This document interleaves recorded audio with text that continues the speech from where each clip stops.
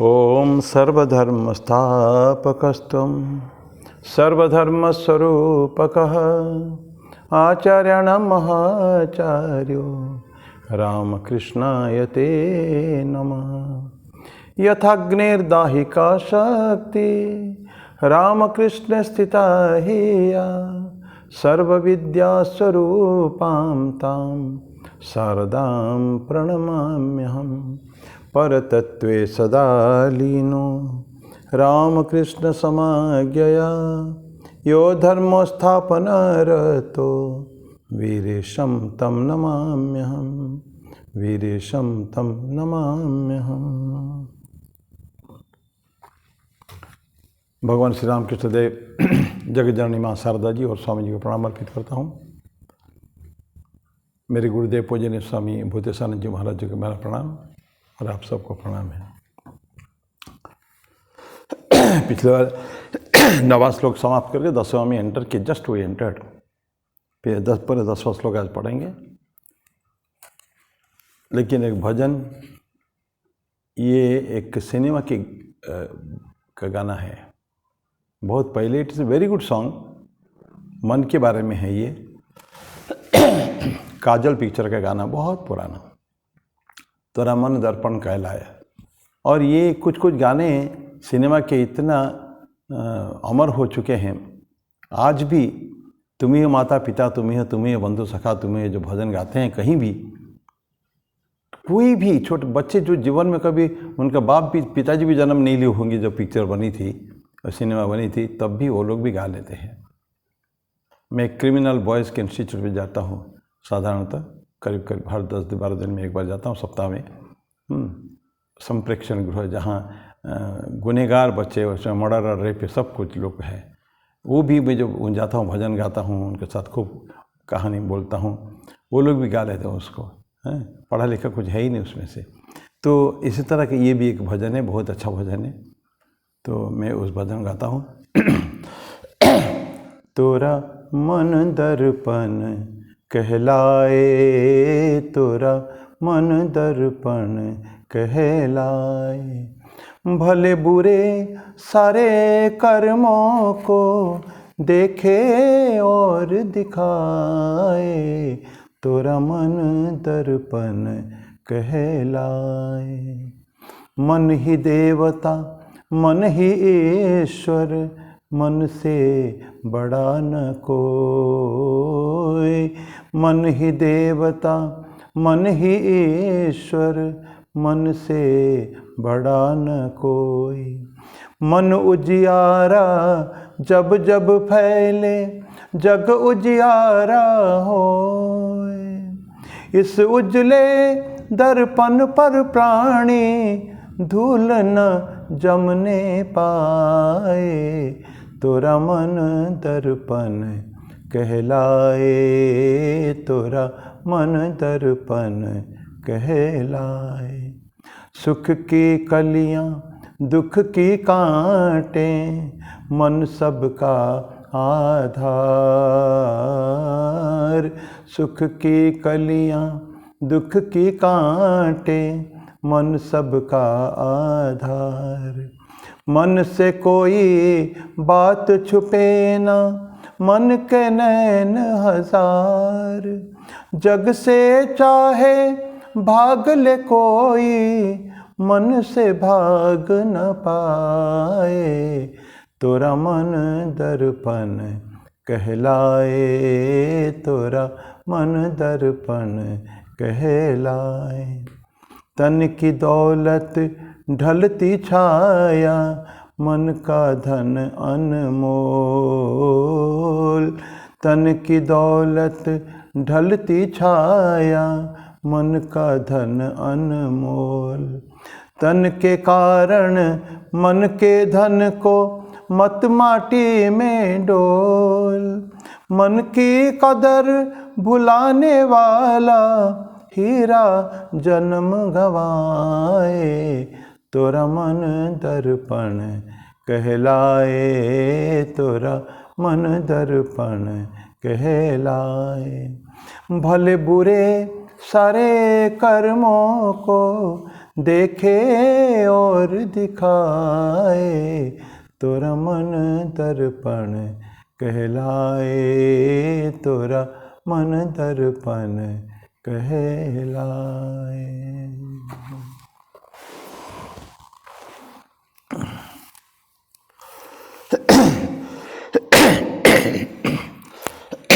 क्या 10वां श्लोक फिर पढ़ लूँ।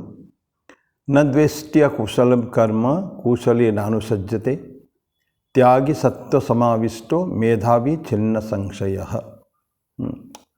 त्यागी के बारे में कुछ डिफाइन भी कर रहे हैं, पहले भी पढ़ चुके हैं। बोलते हैं कि सत्व गुण से युक्त बुद्धिमान तथा संशय रहित त्यागी मनुष्य अकुशल अर्थात अशुभ या काम्य कर्म में द्वेष नहीं करता। कोई भी कर्म हो, इट डजंट अफेक्ट हिम। मतलब कि वो अकुशल कर्म भी है, ठीक कर्म भी नहीं, अशुभ कर्म भी है, काम्य कर्म भी है, जो त्याज्य माने जाते हैं। काम्य कर्म करना नहीं चाहिए, अशुभ कर्म करना नहीं चाहिए। लेकिन जो बुद्धिमान, जो सत्वगुण से युक्त बुद्धिमान तथा संशय रहित त्यागी मनुष्य अकुशल अर्थात अशुभ या काम्य कर्म से द्वेष नहीं करता, तथा कुशल अर्थात शुभ या नित्य कर्म में आसक्त भी नहीं होता।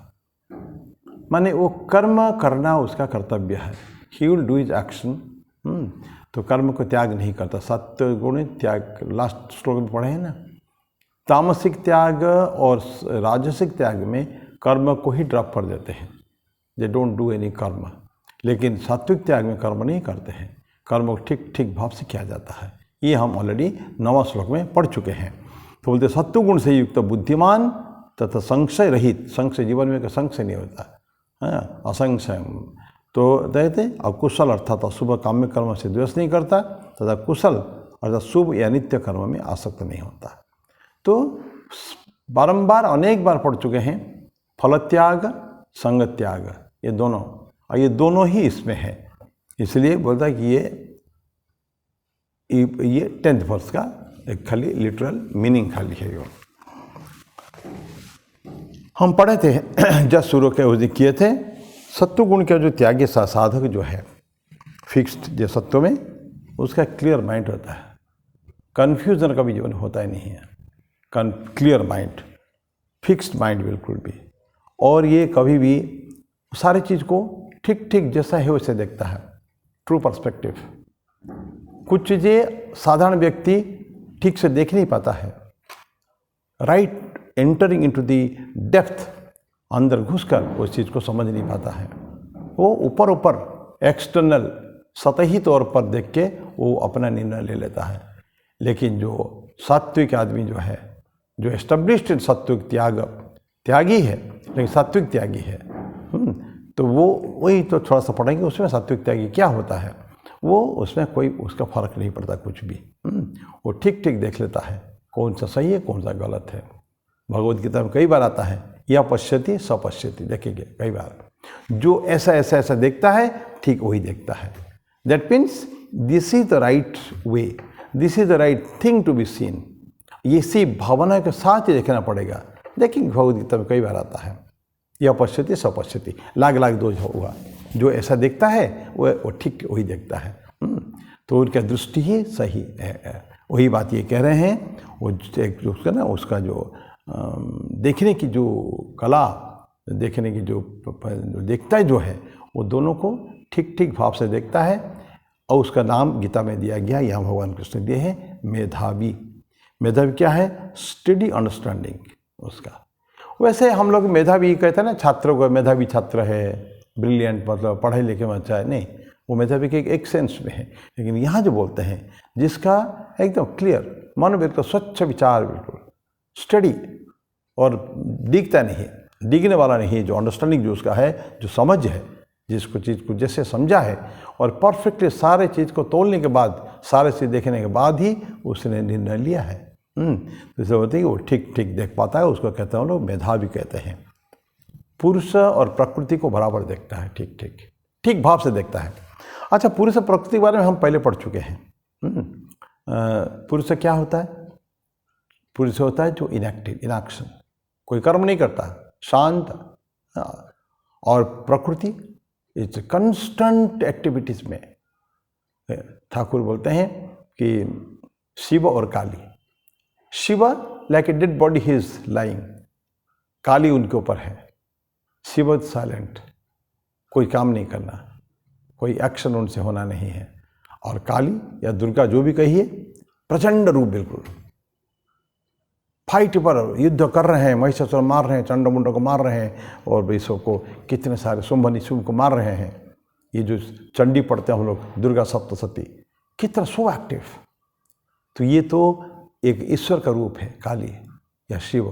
नहीं, ये बोलते हैं यहाँ प्रकृति और पुरुष, ये दो तत्व है। पुरुष तत्व पर पुरुष कहने के लिए वो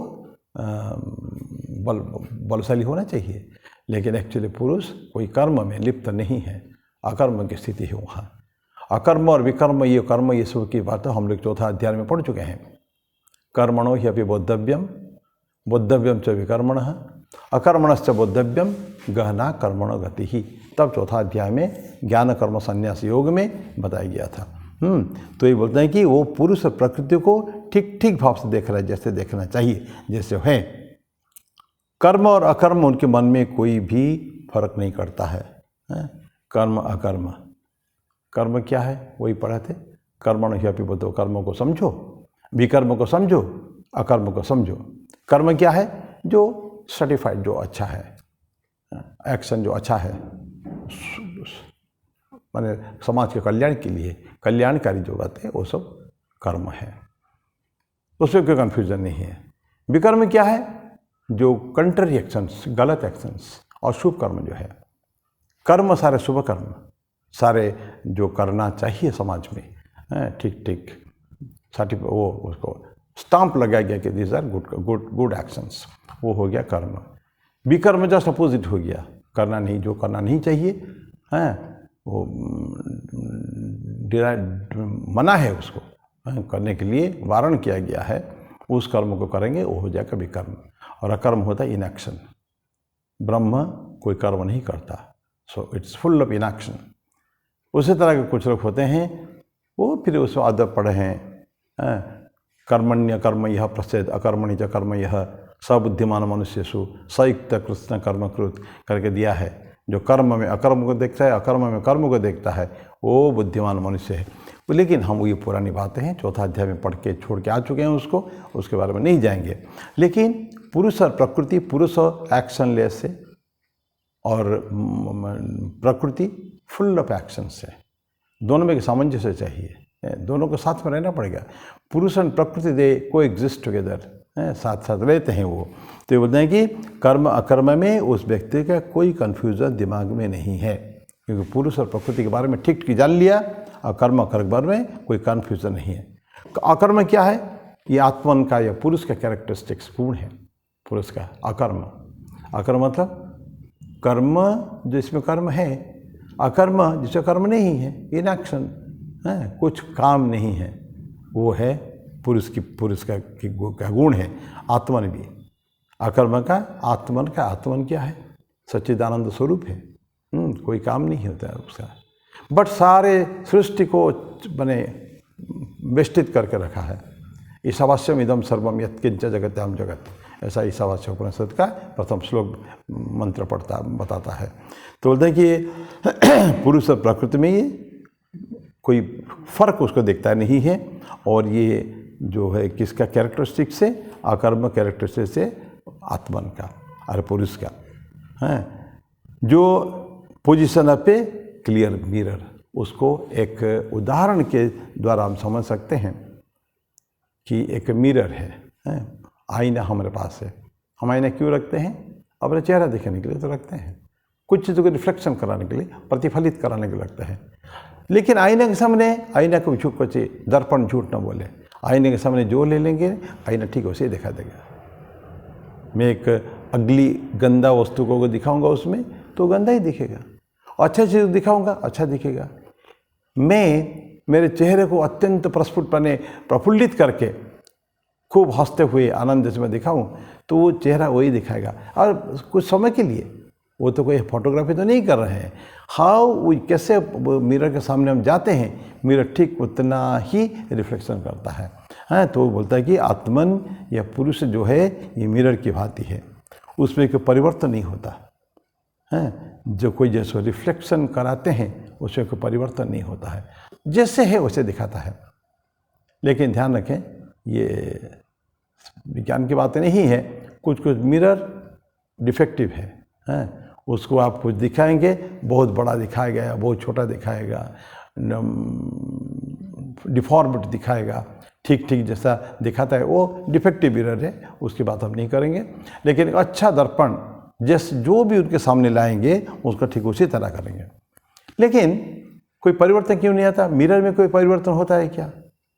मैं बहुत सुंदर एक ला के चीज़ें दिखा दिया, ईश्वर की मूर्ति बहुत सुंदर, भगवान गणेश जी का या भगवान शिव जी का एक मूर्ति दिखा दिया, तो मिरर तो जैसे वैसे रहेगा, वो तो वही को रिफ्लेक्ट करेगा, मिरर में कोई परिवर्तन नहीं होता है। और अगर बहुत ही गंदा तस्वीर, बहुत ही खूंखार कोई व्यक्ति की तस्वीर है ला के मिरर के सामने रख दे, जब तक वो मिरर के सामने है मिरर वही दिखाएगा, कोई चूसे चेंज नहीं, ना तो वस्तु में कोई परिवर्तन है ना उस मिरर में कोई परिवर्तन है। तो ये बोलते हैं कि प्रकृति ठीक, पुरुष ठीक ऐसे ही है। पुरुष में इतने सा काम हो जाते हैं, कोई फर्क नहीं पड़ता पुरुष को कोई, because it is in action in itself, ये अपने आप में अकर्म की स्थिति है वो, है जब पहले आपने पढ़ा है। तो ये थोड़ा देखिए, कोई श्लोक है ना बहुत सारी जगह में, बड़ा हाईली फिलोसॉफिकल है वो। ऑनेस्टली स्पीकिंग एक समय बहुत पहले मैं गीता को जानता भी नहीं था, आज भी नहीं जानता हूँ, लेकिन गीता में तब भी कुछ कुछ प्रैक्टिकल जो है इम्प्लीकेशंस है उसके में पढ़ने को इंटरेस्ट होता था, वही बोलता था। जैसे उदाहरण ये डाइवर्सन हो रहा है हमेशा, मैंने क्यों जो पढ़ रहे हैं आजकल, ये जो पढ़ रहे हैं ना, ये थोड़ा सा क्या कहते हैं टेक्निकल सब टॉपिक जरा है। मैं पहले जैसे होता था स्थितप्रज्ञ लक्षण हो गया, या 16वां अध्याय की जो दैवासुर संपद विभाग योग हो गया, 12वां अध्याय में बहुत सारे गुण है। तो there so many good qualities और अच्छे अच्छे एडवाइसेस, क्या करना चाहिए, dos and don'ts of life, हैं मन को नियंत्रण में कैसे करेंगे, 6ठा अध्याय में है, हैं ये सब बहुत सारे बातें सो प्रैक्टिकल। 9 चैप्टर में भी, 9वां अध्याय में भी बहुत सारी ऐसी बातें हैं जो डे टू डे लाइफ में हमारा दैनंदिन कार्य में काम आते हैं। तो लगातार हम 7-8 दिन में अगर बोलूँ तो उतने में ही हाँ काम चल जाता था। पर ये कोविड के बाद जो भगवद गीता के ऊपर बोलना मैंने शुरू किया मेरे मित्रों की, यद्यपि उनके विशेष अनुग्रह पर, तो मैं थोड़ा सा पढ़ना पड़ा उसको सबको, बिकॉज बाई एवरी श्लोक आई एम डूइंग। अभी मेरे सामने एक छोटा सा नोट कुछ रखे हुए हैं, उसको देखना पड़ता है कभी कभी, बिकॉज मैं तो ये टेक्निकल है। और इसी अध्याय में हम देखेंगे बाद में बहुत अच्छे अच्छे श्लोक भी है, सो प्रैक्टिकल। तो एनीवे ये एक डाइवर्जन था, विषयांतर था हमारे वक्तव्य से। तो बोलते हैं कि ये जो परिवर्तन कुछ मिरर में नहीं होता, ना वस्तु में कोई परिवर्तन होता है। सामान हटा लिया, वस्तु हटा लिया, मिरर जैसे ही वैसे ही है, स्वच्छ है, रिफ्लेक्शन करने की कैपेसिटी उसमें हमेशा रहती है। तो बोलता है कि ये पुरुष कहिए, आत्मन कहिए, या जो त्यागी जो बोलता है ना, मेधावी जो व्यक्ति है, ये सब एक ही जैसा है, अकीन टू ईच अदर है। तो बोलते हैं कि ये उनकी स्थिति है। तो कर्म अकर्म उनका कोई फर्क है नहीं। और ये जैसे बताएं कि ये पोजीशन ऑफ द आत्मन, ये ठीक ऐसी थी उसी तरह का ही है, उसमें कोई हमेशा ऐसे ही है। जो सात्विक व्यक्ति होते हैं या जो व्यक्ति प्योरली एकदम हाइट्स में जा चुका है जीवन, माने अपने साधना में, is reaching almost towards the top apex तक पहुंच रहा है समाधि की स्थिति। और जो हम पढ़े हैं गीता के 2nd चैप्टर में स्थितप्रज्ञ लक्षण में जो बातें पढ़े हैं, he is in a very good state. ऐसे व्यक्ति की बात हम कर रहे हैं, तो सभी सा अपने जैसा ही है, अपने भाव में प्रतिष्ठित है वो, कम्फर्ट में। कुछ व्यक्ति ऐसे होते हैं ना समाज के या संसार के या व्यक्तियों के व्यवहार से वो कहीं से कहीं अफेक्टेड नहीं होता। कितना दुख आ जाए जीवन में, कभी कष्ट नहीं होता। दुखे सोनुद्विग्नमना सुखे सुविगत स्पृहा है। तो ये बता कितना दुख जीवन में आ जाए, कितना कष्ट आ जाए, कोई उनका फर्क नहीं पड़ता। कितना सुख आता है तो उसमें भी कभी, क्योंकि he knows the whole creation is moving like a cycle. आज जो अच्छा है कल बुरा होगा, कल बुरा है आज अच्छा हो जाएगा। This things will be over after some time. आज मैं बहुत अच्छे में हूँ लेकिन कोई हमेशा नहीं रहेगा, ये भी चला जाएगा। बहुत दुखी में गमगीन हूँ मैं, वो भी नहीं रहेगा। संतों का कहना है ये भी चला जाएगा। I mean nothing is permanent this, change in the only permanent thing. परिवर्तनशील है सारा संसार, परिवर्तनशील है। ईश्वर को छोड़ के, पुरुष को छोड़ के बाकी सब परिवर्तनशील है। That is the truth. तो बोलते हैं कि ही इज एवर हिमसेल्फ, और कर्म उसके चलता रहे कि नहीं उसको कोई फर्क नहीं पड़ता। कर्म ऐसा होता है, इनएक्शन होता रहता है। इंसान ऐसा नहीं कि जानबूझ के कर्म नहीं करता, ऐसा नहीं है। तो कोई तो बता, action in inaction, inaction in action. कर्मणि अकर्म यह पश्यत, अकर्मणि च कर्म यह। अकर्म में जो कर्म देखता है और कर्म में जो अकर्म देखता है, ये पूरा डिटेल में हम लोग 4th चैप्टर में डिस्कस किए हैं। तो आज उसको नहीं कर रहे हैं। तो कर्म चाहे होता रहे उससे, या कर्म नहीं भी होता है तो भी उनको कोई फर्क नहीं पड़ता है। कोई ठीक कोई मिरर के बाद फिर हम करेंगे। आत्मन या आत्म चैतन्य जिसको है, या ये त्यागी पुरुष जो है, ये क्या करेगा? अगर मान लीजिए फिर मिरर की बात करें, मिरर में अगर कोई गंदी चीज़ दिखाएं तो भी मिरर को कोई फर्क नहीं पड़ता। मिरर कोई बहुत अच्छे शुभ कर्म दिखाए, जैसे उदाहरण दिए भी था, तो भी उनको कोई फर्क नहीं पड़ता है। तो कोई मेरिट डिमेरिट मिरर को नहीं होता है। The work of the mirror is just to reflect the body, the object before it, बस इतना ही उनका काम है। तो आत्मा चैतन्य ठीक ऐसे ही करता है। और जो बुद्धिमान व्यक्ति जो कहेंगे, गुणी व्यक्ति जो है, आत्मा में पहुँच जो प्रतिष्ठित है जो व्यक्ति आत्मा में, उनको कोई फर्क नहीं पड़ता, कुछ भी कर दे। एक व्यक्ति हो गए हैं सदाशिव ब्रह्मेंद्र, कुछ कई 100 ईयर्स बैक आंध्र प्रदेश में हो चुके हैं। वो इतनी बॉडी कॉन्शियसनेस कुछ नहीं था। इज ऑलवेज मूव, विचरण करते थे अपनी हमेशा ऊपर स्थिति में, खाली निर्विकल्प समाधि नहीं, लेकिन his mind was never in the body. कोई बॉडी कॉन्शियस था ही नहीं उनको कभी भी, शरीर को कितना भी घाटा हो जाए। घटना आती है सी सदाशिव ब्रह्मेंद्र और निर्वस्त्र घूमते थे हमेशा। एक मुसलमान कोई था, सुलेमान टाइप का, भाई वो क्या नाम है उसका, सुल्तान टाइप का होते हैं ना, कोई बड़े आदमी था, जंगल में और रंगलीला मना रहा है अपनी पत्नियां अपनी महिलाओं के साथ। सदाशिव ब्रह्मेंद्र चले जा रहे हैं, उनको कोई ख्याल नहीं कहाँ जा रहे हैं। तो उन्हीं के बीच में महिलाएं के साथ रंगलीला मना रहा है, उसके बीच में चले जा रहे हैं। राजा को बड़ा गुस्सा आया। राजा उसके सैनिक को भेजा, जाओ उसका हाथ काट डालो। वो चले जा रहे, सैनिक को जाकर उसको बोले, सुनते ही नहीं कुछ, तो उसको एक हाथ काट दिया। काट के देखते कुछ फर्क नहीं पड़ता उसको, कोई ऐसे ही चले जा रहा है, देख भी नहीं रहा एक बार हाथ कट चुका है। वो वहाँ के उन्होंने दौड़ के आके राजा के पास आए, सुल्तान के पास, कि जहाँपना ये देखिए ये व्यक्ति जो है उसका हाथ काट दिया, लेकिन कुछ हो ही नहीं रहा उसको। ही इज़ नॉट बदर्ड, कोई देख भी नहीं रहा है, वो चला जा रहा है। बोला उसको बुला के लाओ, पकड़ के ले आओ। पकड़ के ले आए और आके देखे कुछ बहुत पहले जो गाली देते थे, हाथ काटे थे, उसका बहुत समय याचना की बहुत, तो भी उसके ऊपर कोई फर्क नहीं पड़ता। तो जब हाथ को देखा, उनका आपका हाथ कटा हुआ हाथ को देखा, तो उनका हाथ को लगा दिया, हाथ लग गया। हाँ, ईश्वर की कृपा, ईश्वर का महान कृपा उनके प्रति। फिर चल बसाओ। कभी आप देखिएगा गूगल सर्च करके सदाशिव ब्रह्मेंद्र की क्या कहानियाँ हैं, क्या मिरेकल्स जीवन में। मिरेकल ये सब दिखाते नहीं हैं, लेकिन miracles do happen in their lifes, उनके जीवन में से हुआ करता है। तो ऐसा है, मैं एक बार लंबे समय तक पढ़ता था उनको, लेकिन फिर बाद में पढ़ना भी हुआ ही नहीं। तो ऐसे व्यक्ति समाज में, संसार में होते हैं, उनको कोई फर्क नहीं पड़ता कुछ भी। तो ये मेरी डिमेरिट उनका कुछ है ही नहीं है। आत्मचैतन्य हमेशा वो चैतन्य में प्रतिष्ठित, आत्म चैतन्य में। और प्रकृति पुरुष में कोई फर्क भी उसको नहीं देखते हैं। अब हम आते हैं कि स्थित प्रज्ञा लक्षण जो है ना, तो स्थित प्रज्ञा क्या करता है? Study wisdom, study understanding. वो सत्य को जानता है, ठीक ठीक जानता है सत्य क्या है। तो कभी भी वो हमें रिमेन्स, अभी डाउट नहीं, निसंशय, संशय नहीं, कोई संशय रहित उसको कहते हैं। संशय किस में रहते हैं? हम लोग जो व्यक्ति साधारण व्यक्ति होते हैं, ये अच्छा है कि वो अच्छा है, संशय होता है। मैं जो किया सही किया कि गलत किया, उसमें संशय होता है। वो आदमी अच्छा है कि बुरा है, उसमें संशय होता है।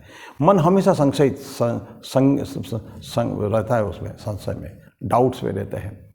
लेकिन उस व्यक्ति को, because he has attend to the highest truth, जो which is beyond all doubts, सारे संशय से परे है, वो है, ऐसा स्थिति में है वो।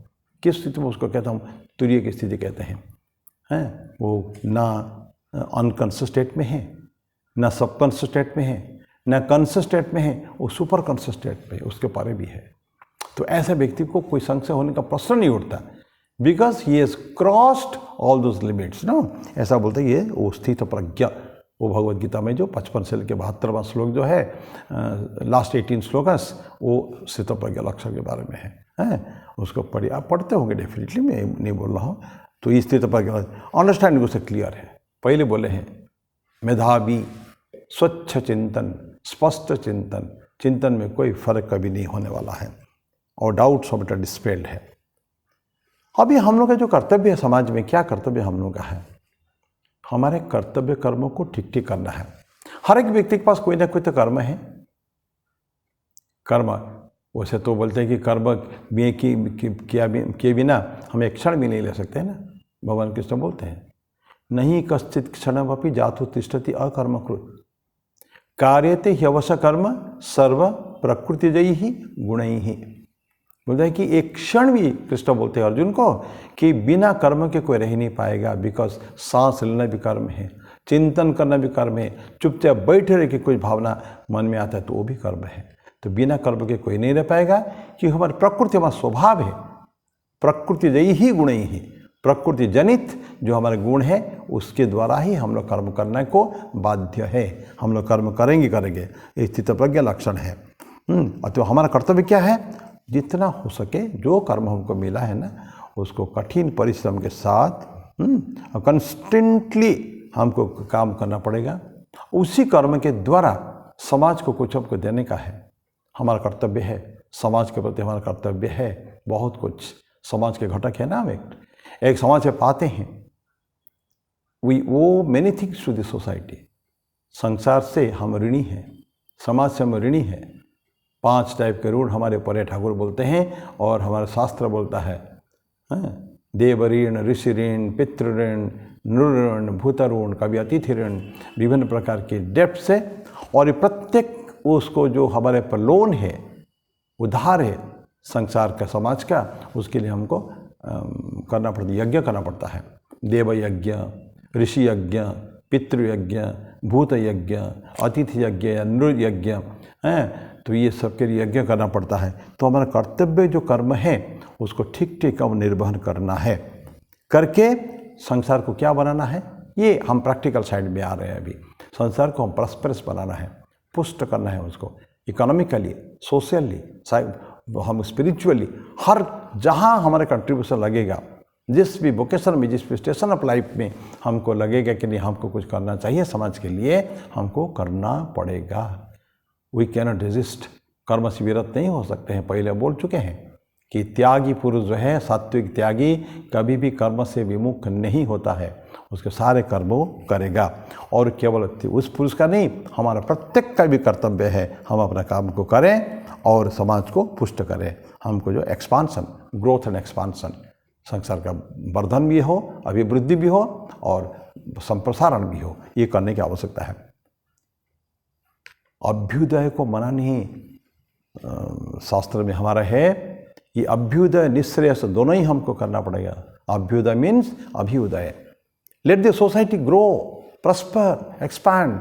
संसार की वृद्धि होना जरूरी है, संसार को आगे बढ़ना जरूरी है, एक्सपांस, संप्रसारण होना जरूरी है। ये अभ्युदय, अभ्युदय बढ़ेगा। और एक निःश्रेयस, जस्ट अपोजिट, निःश्रेयस, बिना कुछ, एकदम एब्सोल्युटली हमें कुछ नहीं चाहिए, प्योर स्पिरिचुअलिटी, निःश्रेयस। तो we must be instrumental in both, अभ्युदय में भी, निःश्रेयस में भी। तो क्या हो गया? Action, full of actions and full of inactions also. बहुत सुंदर, ब्यूटीफुल कॉन्सेप्ट है। स्वामी रंगनाथन जी बोलते हैं कि वो 2 चीज़ें हैं, एक्सटर्नल, माने ये बाहर की दर्शन का है, और हमने रंगनाथन जी महाराज सुना है, हमको 2 चीज़ें हैं, external philanthropic efficiency, internal spiritual efficiency. हमारा दोनों एफिशिएंसी, दोनों एक साथ साथ बढ़ना चाहिए। एक्सटर्नल फिलांथ्रोपिक काम करेंगे, खूब कर्ममय जीवन, जो कर्म है परफेक्शन के साथ, पूर्णता के साथ करना चाहिए, कोई कमी जैसे ना रह जाए। उसे क्या होगा? अभ्युदय होगा। That is external philanthropic efficiency और एक इंटरनल स्पिरिचुअल एफिशिएंसी। साथ साथ जब हम कर्म करते जाएंगे, हम अपने आप को भी ग्रो करेंगे spiritually. We must ask questions in between, am I growing, am I improving spiritually? क्या मेरा आध्यात्मिक रूप से मेरी वृद्धि हो रही है? मेरा संप्रसारण हो रहा है? मैं क्या ठीक ठीक आध्यात्मिक बन पा रहा हूँ? जिस गुणों को मेरे को वृद्धि होनी चाहिए, हो रहा है कि नहीं? ये सब क्वेश्चंस हमको बीच बीच में अपने आप से पूछते रहना चाहिए। तो इसे बोलते हैं कि ये तो हमको सारे कर्म को ठीक ठीक करना पड़ेगा। एक्सपांड दोनों टाइप का एफिशिएंसी जब रहेगी तब देखेंगे ऑटोमेटिकल काम अच्छा होगा। I mean we can't stop it. जो अभ्युदय और निश्चय से दोनों का जीवन में प्रैक्टिस करता है तो कभी भी उसकी गलती कभी हो ही नहीं सकती है। तो ऐसे व्यक्ति जो है सारे फंडामेंटल चीज़ को समझते हैं, जो बातों को ठीक ठीक समझते हैं, वो व्यक्ति के जीवन में कोई संशय नहीं रहेगा, कोई समस्या भी नहीं रहेगी। किसके बारे में? ये जीवन कैसे जीना चाहिए, इस अर्थ के ऊपर, इस बहुत सुंदर धरा हमारी जो है वसुंधरा, उसके ऊपर कैसे अच्छे से अच्छे हम लोग रह सकते हैं, तो इसके बारे में हमको जानने की ज़रूरत है। लेकिन उस व्यक्ति को, ऐसा व्यक्ति जो ठीक ठीक कर्म को करता है, समाज को संप्रसारण में काम मदद करता है, उस व्यक्ति को जीवन में संशय नहीं हो सकता है। तो डिलिबरेटली वो काम करते हैं, व्हाटएवर जो कुछ काम करते हैं वो ठीक ठीक उसको करते हैं। लेकिन अब ये लेकिन है जो कुछ कुछ सात्विक त्याग का दिखावा करते हैं। ऐसा बोलते हैं कि कुछ कुछ लोगों को काम पसंद नहीं है। कर्तव्य सभी का है, अपना काम को करना पड़ेगा पूर्णता के साथ। लेकिन कुछ कुछ लोग तो लेजी टाइप के होते हैं, आलसी होते हैं, आलस्य उनका जीवन का है, काम करना चाहते नहीं कभी भी। सारे कर्म को ये कष्टदायक मानते हैं, पेनफुल। ये कर्म ठीक नहीं है, ये हमारे लिए मेरे आध्यात्मिक उत्थान मेरे आध्यात्मिक उत्थान में ये हमको मदद नहीं करने वाला है, ऐसा उन लोगों को सोचना है। और क्या चाहते हो? इजी गोइंग लाइफ ना, आनंद से कट जाए, काम करना ना पड़े, बिल्कुल कुछ भी बिना काम किए अगर हम पैसा मिल जाए और खाना पीना फर्स्ट क्लास 2 वक्त की रोटी मिल जाए, बस काम हो गया। हमको क्या चाहिए? वही तो चाहिए। घर संसार को त्याग देते हैं टेम्पररीली, कुछ नहीं मिला, कुछ नौकरी फिर नहीं मिली, बस चल दिए कि क्या जाए कि काम कुछ करता नहीं है। और इतना निर्लज्ज होते हैं, दूसरे के ऊपर पैरासाइट जो परजीवी होते हैं ना, कि दूसरे के ऊपर डिपेंडेंट पूरा, कहीं चले जाएंगे, किसी के घर में रहेंगे, ऐसा हम लोगों को जानते हैं। कभी जाके कहीं कहीं के घर में रहते लंबे समय तक, अतिथि बन कब जाए तक 1 दिन 2 दिन 3 दिन से ज़्यादा नॉर्मली रहता ही नहीं है। लेकिन वो कहीं भी रहते हैं जाके, क्यों? काम धाम नहीं करना पड़ेगा। तो ठीक सीख वो जान नहीं रहे हैं काम को करना क्या है, तो परजीवी बन जाते हैं। ड्रोन्स बोलते हैं कि सोसाइटी के ऊपर एक बोझ जैसा रहता है वो लोग, क्योंकि उनका कंट्रीब्यूशन सोसाइटी को ज़ीरो है। समाज के जो आगे बढ़ाने में उनकी कोई उनका वो नहीं है, देन नहीं है, कंट्रीब्यूशन कुछ भी नहीं है। तो ये सारे काम से अपने आप को जीत छुड़ाते हैं, अपने आप को छुपाते हैं, काम सिर्फ करते हैं और शांति चाहते। क्या बोलते हैं? हमको शांति चाहिए, आध्यात्मिक शांति। मैं साधना करना चाहता हूँ। साधना फाधना कुछ नहीं करते वो लोग, लेकिन उनको ऐसे चुपचाप बिना काम में फुक्कट के खाने का मिल जाए तो उसको खाने के लिए वो हमेशा रहते हैं। तो उनके लिए क्या होता है? ये जो धार्मिक चोला जो होता है ना, एक ठो पहन लेते हैं। ऐसे कई लोगों को हम लोग देखे हैं, ऋषिकेश में, हरिद्वार में, बनारस में भी। नहीं, मैं कभी वाई एम टेलिंग कि मैं कभी पहले बोला भी हूँगा, मैं 18-19 दिन संन्यास के समय में 2007 की बात है ये, कैलाश मठ जो बहुत बड़ा ब्रह्म विद्या मंदिर है वहाँ थे। तो वहाँ तो क्लास होता था, रेगुलर क्लास होता था और संन्यास के लिए वेट करते थे। शिवरात्रि के दिन संन्यास होना था, लेकिन वो डेली लंगर चलता है वहाँ, अन्न छत्र चलता है। एक बार दिन में ही होता है, रात में नहीं होता। अन्न छत्र हमेशा दिन में ही चलते हैं। तो कई सारे व्यक्ति ऐसे होते थे। तो वो तो सब जो खड़े लोग अपने आप को जानते हैं, कुछ लोग रियल साधु होते थे, तो उनको ताने छत्र में खड़ा रहना पड़ेगा। बाकी कुछ लोग होते थे बस से कपड़ा पहन लेते थे, गेरुआ कपड़ा पहन लेते थे, एक तो बस पहन के चले आके खड़े हो गए। तो बाकी लोग मजा करते क्यों यार आ गए, खड़ा हो गया हैं, गालियाँ भी देते थे आपस में, आके भीख मांगने बैठ आके खड़ा हो गया फुकट में खाने के लिए, ऐसा ऐसा बोलते थे। लेकिन उनको कोई शर्म नहीं होती थी। तो वो खड़ा होता, तो क्या हो गया, ये काम करना नहीं चाहेंगे, जीवन उनका बिल्कुल परजीवी जीवन है, ऐसा वो लोग करते थे। ऐसा करना नहीं चाहिए। जो हीरोइक जो होते हैं, वीर पुरुष जो होते हैं, वो सब कुछ करते हुए समाज के अभिवृद्धि के लिए बहुत कुछ मेहनत करते हैं, वो करते हैं और अपने शांति से रहते हैं, इक्वानिमिटी पे कहते हैं ना, वो समस्तों की स्थिति बिल्कुल सुखे दुखे समय कृत्वा लाभा लाभो जया जयो, कृष्ण के गीता में भगवान कृष्ण कहते हैं। तो खूब सुंदर काम करते हुए समाज को भी वृद्धि करना, अपनी भी तो वृद्धि होती ही होती है उसमें, कर्मों में, जीवन में, और संसार के लिए भी कुछ अच्छा करते हैं।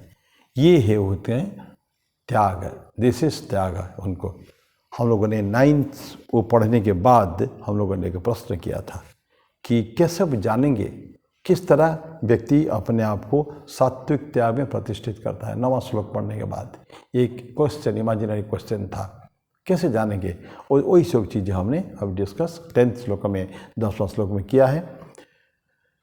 फिर आगे हम ये 11th श्लोक अगले क्लास में लेंगे। तो मैं मेरी वाणी को ही विराम दूंगा। एक श्लोक आज कर पाए 10th श्लोक, तो फिर 11 श्लोक 11th श्लोक में नेक्स्ट टाइम लेंगे।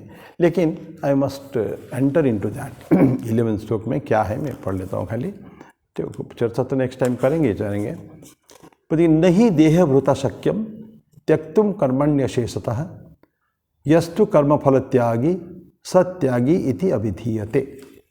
क्योंकि देहधारी अर्थात देह में अभिमान रखने वाले व्यक्ति के द्वारा संपूर्णतया समस्त कर्मों का त्याग किया जाना संभव नहीं है।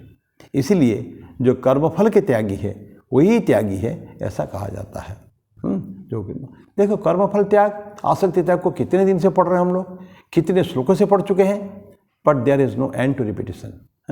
ये पूरा बारंबार पुनर्बार हम रिपीटेडली पढ़ रहे हैं लगातार। Why? To hammer on our brain. ये जो बुद्धि हमारी है ना, ये जड़ता को प्राप्त हो जाती है। तो उसके जड़ता को हटाने के लिए, चैतन्य थोड़ा देने के लिए बारंबार वही चीज़ को पढ़ना पड़ता है कि जो कर्मफल की जो त्यागी है वही ठीक त्यागी है। कर्म तो करना पड़ेगा, कर्म करें लेकिन निष्काम और अनासक्त कर्म, ये दोनों बारंबार पढ़ते हैं। आसक्त नहीं होना और कर्मफल में को चाहना नहीं। तो अभी उसके साथ मैं वाणी को विराम दूँ, अगले बार फिर चर्चा करेंगे। ओम शांति शांति शांति। हरि ओम तत्सत। श्री राम कृष्णार्पणमस्तु।